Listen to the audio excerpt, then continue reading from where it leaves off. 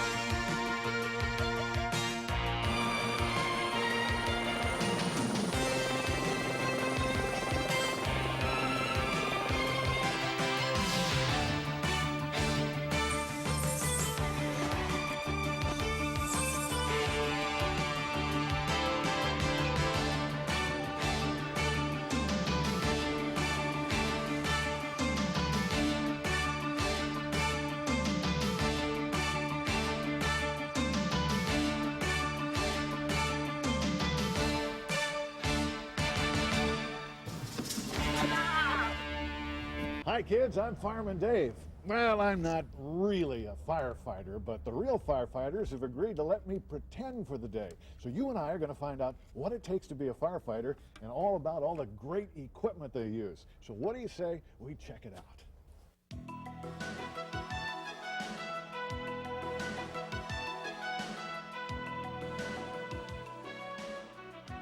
Most firefighters live at the fire station when they're on duty. When they aren't fighting fires, they have chores to do, just like the rest of us.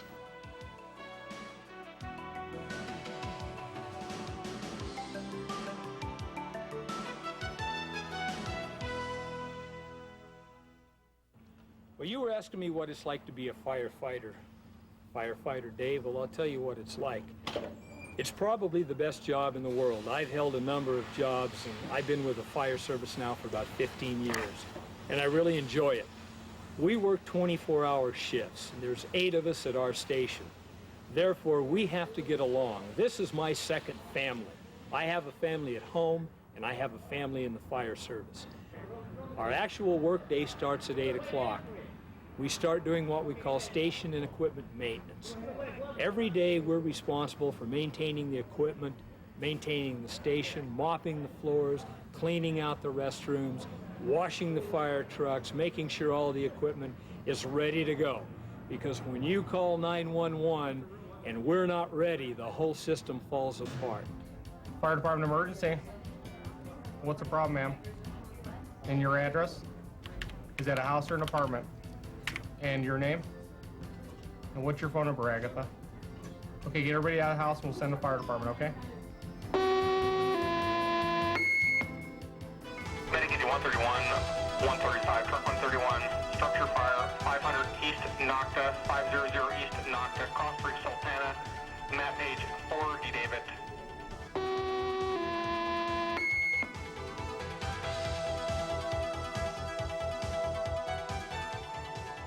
When an emergency call comes in, the firefighters have to be ready for action.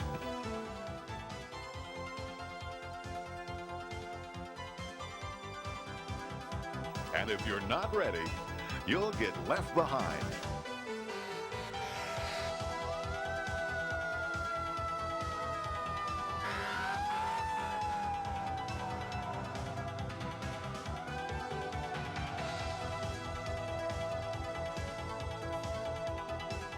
Well, it looks like Fireman Dave missed the fire truck. I'll just have to try to be faster next time.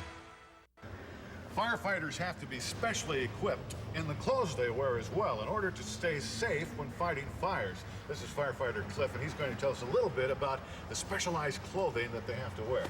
Well, firefighter Dave, let's start at the bottom of the outfit and we'll just work our way up. All right. You notice the boots that you have on. Those are steel-toed rubber boots.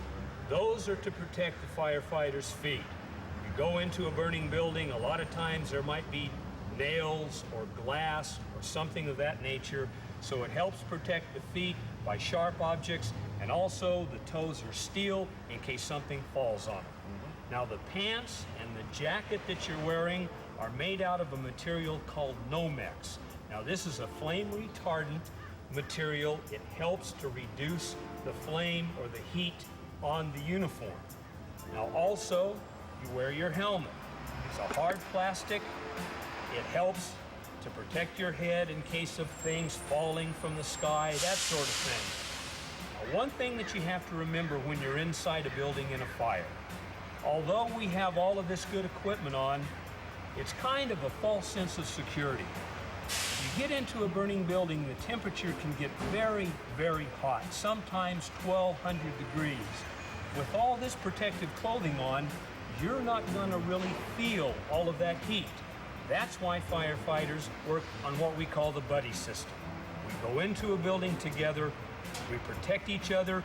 If I see that you're getting in trouble, or maybe you're getting too close to the fire, I can tap you on the shoulder and say, come on, Firefighter Dave, let's get out, it's getting too dangerous. That's why we wear the protective clothing that you have on, the helmet, the pants, the coat, the boots, and also our gloves. Helps us do our job a little better. All right, I guess we're ready to go fight a fire. You bet.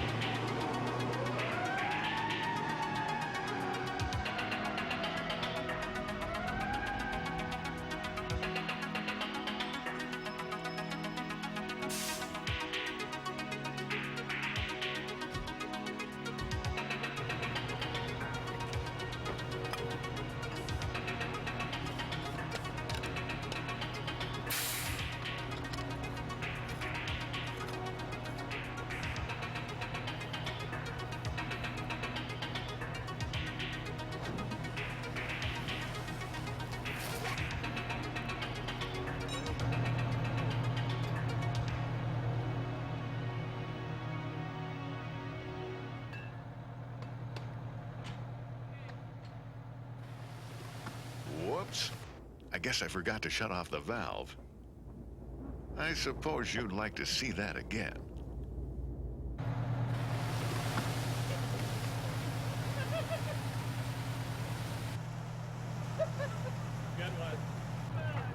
Well, I guess being a firefighter isn't as easy as I thought. From now on, Fireman Dave is going to leave the firefighting up to the real firefighters.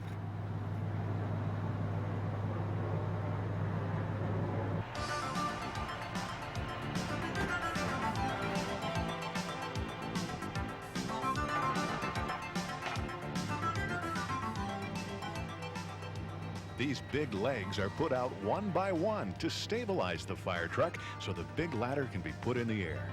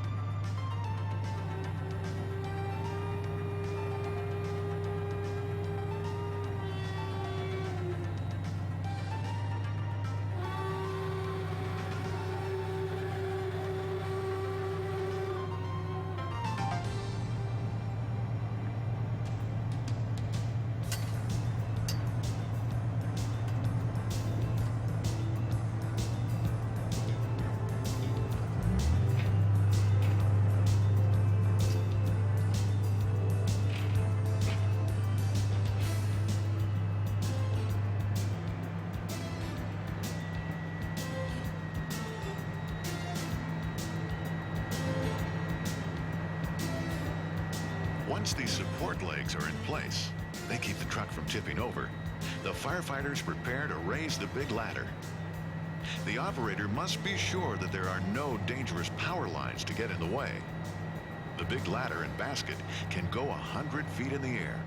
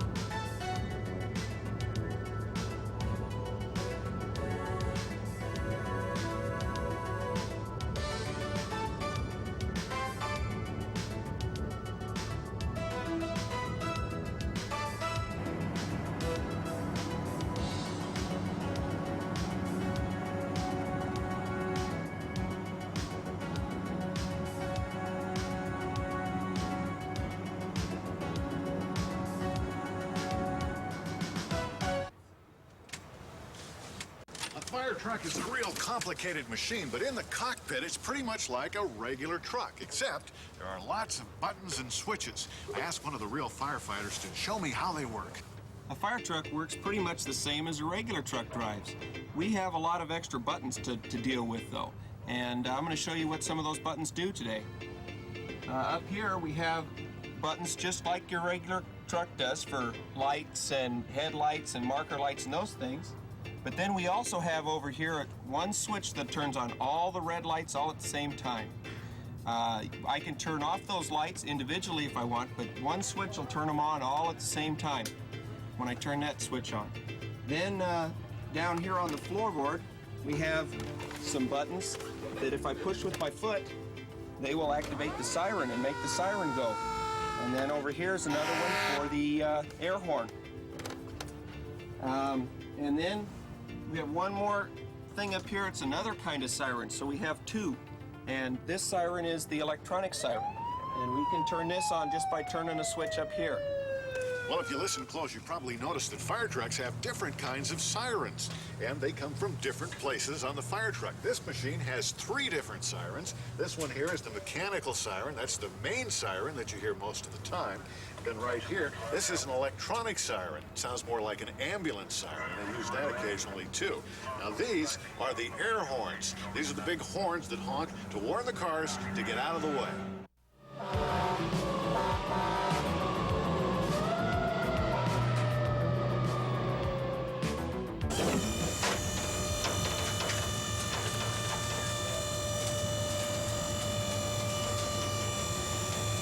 This is a fire engine, and this is used for pumping water.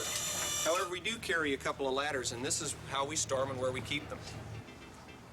Back here is where the firefighter sits, and that's where he rides on his way to the fire. And in this compartment, we carry our water jug, and that's so that when we're fighting a fire, we get a little dehydrated. We can have a little water, and we carry fuses and assorted tools and things in that compartment. And then here we have our, what we call our engineer's pump panel. And this is where all the gauges and valves and things are that we can make water, divert water from one discharge to another, or open up another valve to let the water come from the hydrant into the pump. In here we carry extra air bottles. And these are the same bottles that we wear in our breathing apparatus. Back here we have the engine that drives this engine, makes it go and makes the pump work. We also have the hose. We have our 4-inch hose, and there's enough hose here in this hose bed to go from here to about 5 blocks down the street. And on that side we have 2.5-inch hose, and there's enough hose in there to go 12 football fields long. And we use that hose to hook up to a fire hydrant and then get water from the fire hydrant to where the fire is. This is what we call a monitor. This is what we use on big fires because it can flow 1,000 gallons of water a minute. We can move it to any side of the engine we want, and it's so powerful that it can knock walls down. In these compartments here, we keep our first aid supplies, and we use these because we go out on a lot of people who have been hurt or are sick, and this is basically what we need to take care of them.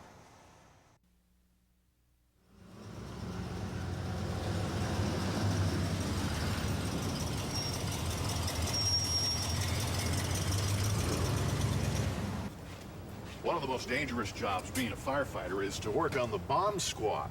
This is the vehicle that pulls the trailer that has the container that holds the bomb. Now, this is where they put the bomb if they think it might explode. This container is very, very thick, as you can see, and it's shaped in a V form, so that if the bomb does explode, it explodes up into the air and not out to the sides where it can hurt people or vehicles. The clothing that the bomb squad wears is really interesting. What do you say we take a look at that now? This is what we call a self-containment suit or a bomb suit. When the bomb technician goes up to work on a suspected bomb, he has to have this suit on. And as you can see down here, over his boots, he has this part of the suit to protect his feet. This is real hard right here. This protects his legs, comes on up, and they're kind of like coveralls. This protects his body in case the bomb should go off. Now he wears a jacket that goes over this, and what we'll do now, we'll put the jacket on. Now this is very, very heavy. Okay, and as you can see, it fully protects him when he has this on. Let me step right under here. We'll go ahead and put the helmet on. Okay, and he's all set to go work on a device. He's fully protected in case anything happens. Kind of looks like a spaceman.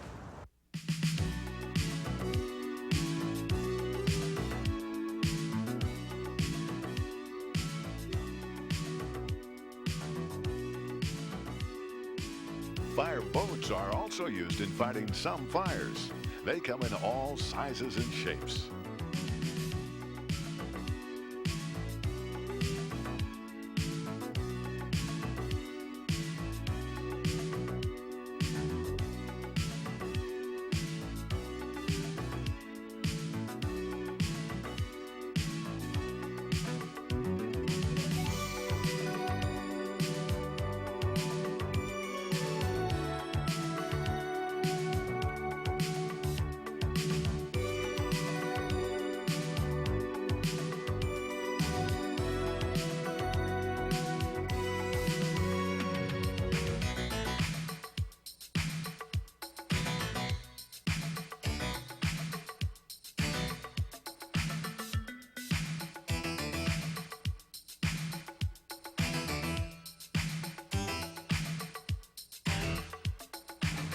The piece of equipment you see behind me is a fire truck.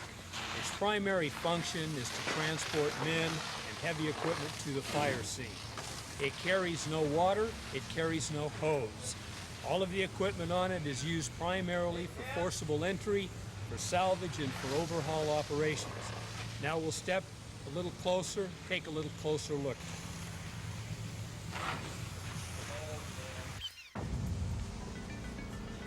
We'll start off by taking a look at the cab.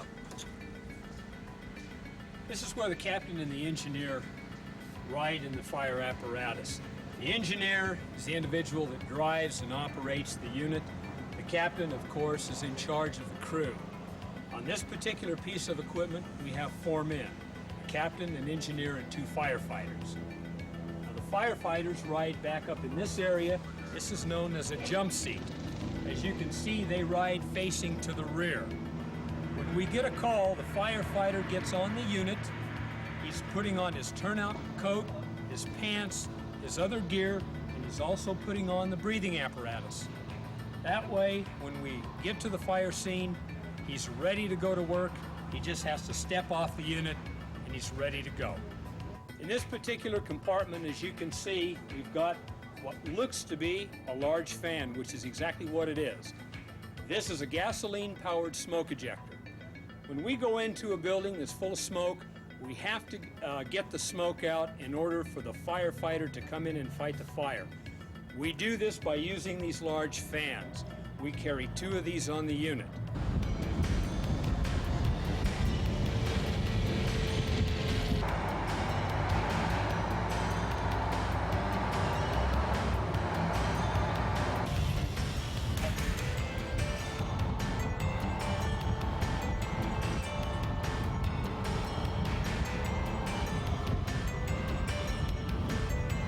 This is the compartment that contains the levers that operate our outriggers and that we can raise and lower the ladder with. Behind this sheet up here is where we keep all of our ladders. All the ladders, in fact, as you can see it just on buttons, we've got all of our ladders, 16, 20 foot, and the big 40 footer. Over on this side, we have another 16, another 20, and a 35 foot. Also in this compartment, and they're kind of hard to see, but if you look real close, back up in here, we have what we call pike poles. They're long poles with a hook on the end. We use those poles to pull down ceilings inside a building if we need to get up into the attic area.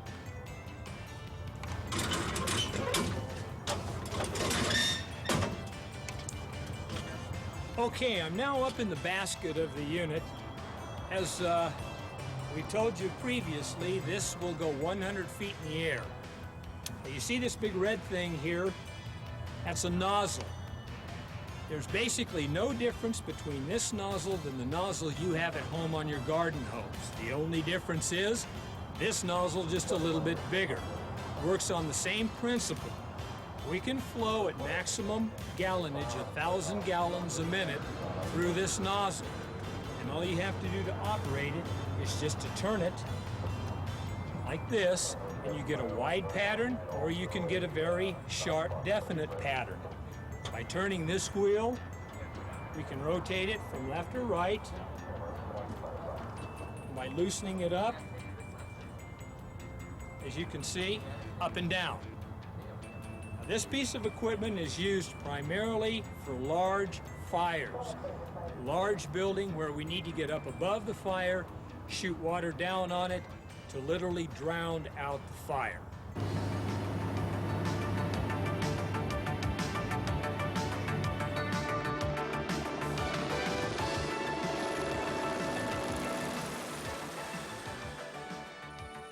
Another important piece of equipment used to fight fires is the helicopter.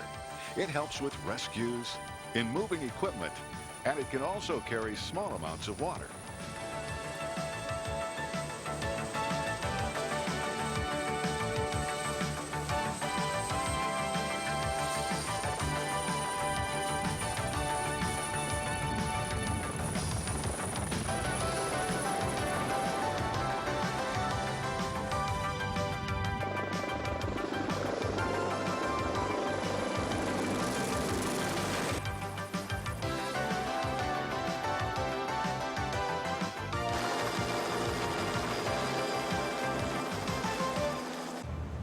This is a big one. There are many different kinds of firefighting vehicles. This is an airport fire truck, and as you can see, not all firefighting vehicles come in the color red. This is one of the biggest firefighting trucks. It's yellow. It costs almost $500,000, and it's for fighting some very special kinds of fires. Hi, I'm Mike Strauss. I'm with Ontario Airport Fire Department, and today you're looking at one of the biggest trucks in the fire service today. This particular vehicle is specifically designed to fight airport firefighting. What that means is if there's a plane crash, we'll go ahead and take this truck out and we'll squirt water on it. It's specifically designed to fight airport fires. And what we have here on the front are what we call tube turrets. And what they do is they just squirt water out of them from here and here. And the top one there squirts water out at a rate of about 1,200 gallons a minute, and that's about 15 to 20 bathtubs full of water a minute. And the bottom one squirts out at a little bit lower rate of about 500 gallons a minute. And what also comes out of the water is what we call foam. Like if you take like a bubble bath, you have like foam sitting on top of the water, and that's what comes out of this as well. Okay, now we're inside the cab, and we wear these headphones so we can communicate with the tower, which tells us if there's a plane coming our way or not, and to communicate with other firefighters and other fire trucks. And inside the cab, we control most of our firefighting by what we call joysticks, and they're just like a basic video game at your video stores or whatever. And you can control most of your firefighting, the turrets that I showed you earlier, by moving the joystick back and forth, and it'll squirt water whichever way you turn it. And everything in here is basically just like driving a regular car. You've got your gas pedal, and you've got your brake pedal, and then you've got your gear shift, steering wheel, and horn. Different types of firefighters use different types of protective equipment. As you can see, I've got a yellow coat on, and you guys here at the airport wear silver coats. Right, they're basically designed for the same thing, to protect you when you go into a fire. The reason why they're aluminized is to reflect the heat a little bit more than the standard Nomex firefighting, and they're a little bit heavier. They're aluminized suits, so they're a little heavier, and they're able to retain a little more heat, reflect a little more heat, because at a fire, when it burns close to 2,000 degrees, the fuel itself. So it enables us a little more time to be able to fight the fire real close at hand. And what we have down here are just basically the same thing with pants, and everybody has the regular fireman boots. And, well, here's a question for you, Dave. Do you know why firemen have red suspenders? I have no idea. So hold up, there's pants.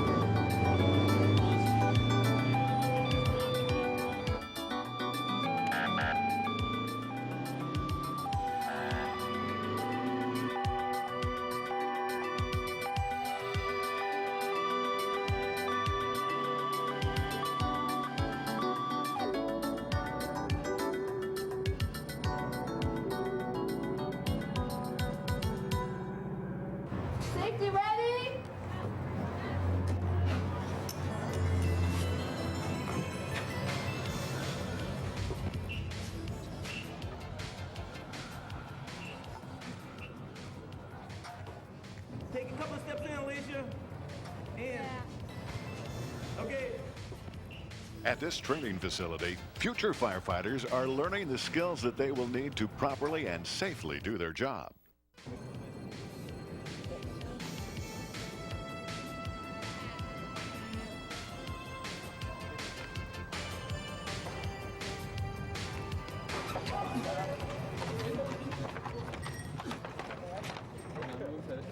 Put on this beam.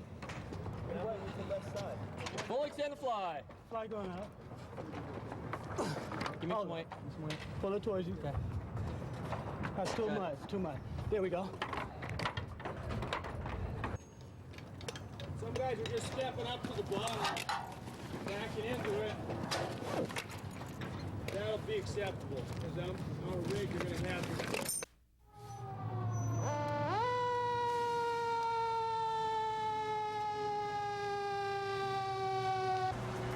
Ontario, Mitigation 131 will be establishing command at a 3-story industrial building. We have smoke and flame showing.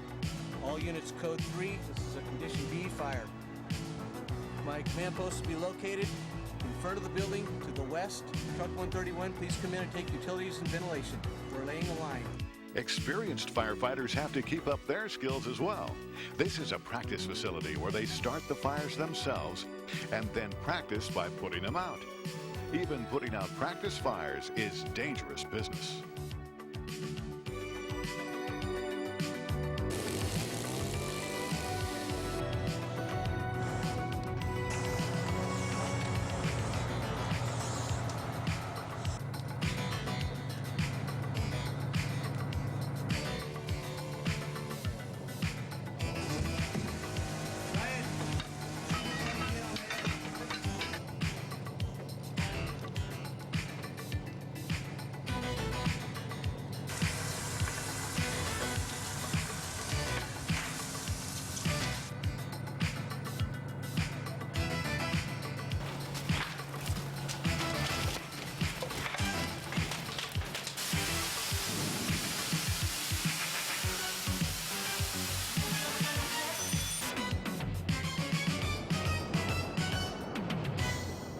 Primary statement we can make to kids: don't play with matches. Fire is our friend, but it's also our enemy. You don't want to mess with fire in any way, shape, or form. Lighters, matches, leave those in the hands of adults. If you have a fire in your home, leave your house. You saw how rapidly this fire built up and intensified. If you're a civilian inside a home, we went in with protective clothing, protective breathing apparatus. You can see the temperatures. I melted the shield on my helmet. So that's the kind of temperature. Without these protective clothing, you would die almost right away. Get out of the house, go to a neighbor, call the fire department from a neighbor's house, call 911 in most areas. Advise them of the location of the fire. Do not hang up the phone until instructed to do so by a dispatcher. Give us the description, the type of call, the type of fire that you have, and if you can, on our arrival, let us know if everyone's outside of the home. If you can have a meeting place where all the family members can meet, say at the end of a driveway, on the sidewalk, something of that effect, that helps us. Then we know if the father or mother are there saying, I've got all my kids outside, we know it's just a structure fire with no lives threatened.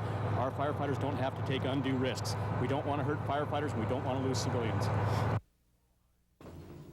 Oh, hi. Listen, I'm a little embarrassed. This firefighting thing didn't really work out the way Fireman Dave had planned, even though I was just pretending. But they've put me to work, and they tell me if I do real well at this, I can polish the truck tomorrow. And remember, kids, fire is serious business. Don't play with fire.